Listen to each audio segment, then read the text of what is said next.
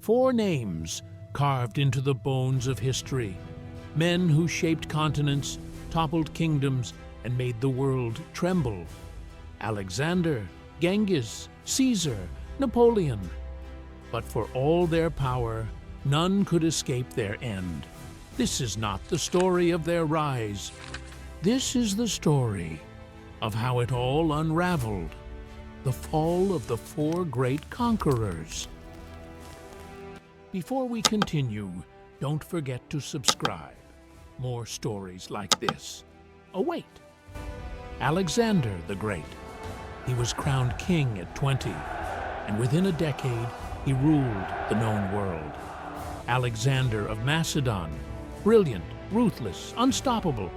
He marched across Persia, defeated Darius, crossed into India. No army had ever gone that far. No king dreamed that wide. But in Babylon, not in battle, not by sword, the conqueror met his end. Fever struck. Some say it was malaria, others poison. He lay in agony for days, surrounded by his generals, whispering only, "To the strongest." At just 32, Alexander died. No heir, no order. His empire split like shattered glass. He conquered the world, but couldn't outlive it. Next we have Genghis Khan. He was born in hardship, a boy cast out into the wild. But he rose to unify the Mongol tribes, and soon the world trembled beneath hooves. Genghis Khan, the eternal blue sky's chosen son. He crushed kingdoms, burned empires, built the largest land empire in history.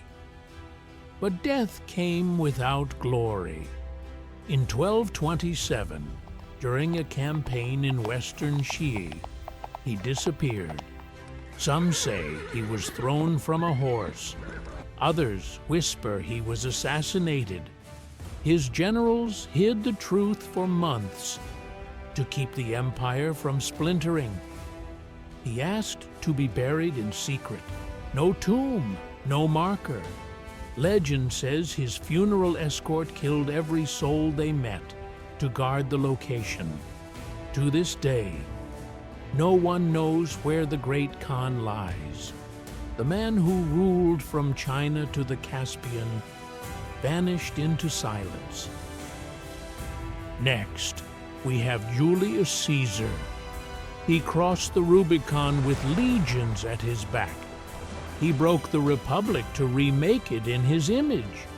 Julius Caesar, a man of vision and vengeance. He was declared dictator for life. The people hailed him as Rome's savior, but the Senate saw a tyrant. And the knives were waiting. On the Ides of March, 44 BCE, beneath the marble dome of the Senate, Caesar was surrounded. He fought back at first until he saw Brutus. Then he stopped. 23 wounds, 1 death. That ended 1,000 years of tradition. From his blood, an empire was born. But the man who shaped Rome's future never lived to see it. And the last is Napoleon Bonaparte. He rose from Corsican obscurity to command all of Europe. Napoleon, the strategist, the dreamer, the emperor. He crowned himself, challenged monarchies, redrew borders like brushstrokes, but ambition burns fast. In Russia, the winter devoured his army. At Leipzig, he was broken. At Waterloo, crushed. Twice exiled, twice stripped of power. He died on the lonely island of St. Helena, the once great emperor, surrounded not by soldiers, but servants, illustrious, bitter, forgotten by Europe. Some say it was stomach cancer. Others whisper arsenic, the master of war, died a prisoner of history. They rose with fire. They ruled with force. They dreamed of eternity. But even titans fall. Alexander, Genghis, Caesar, Napoleon. Their empires crumbled. Their bodies returned to dust. And time, cold, unyielding time, marched on.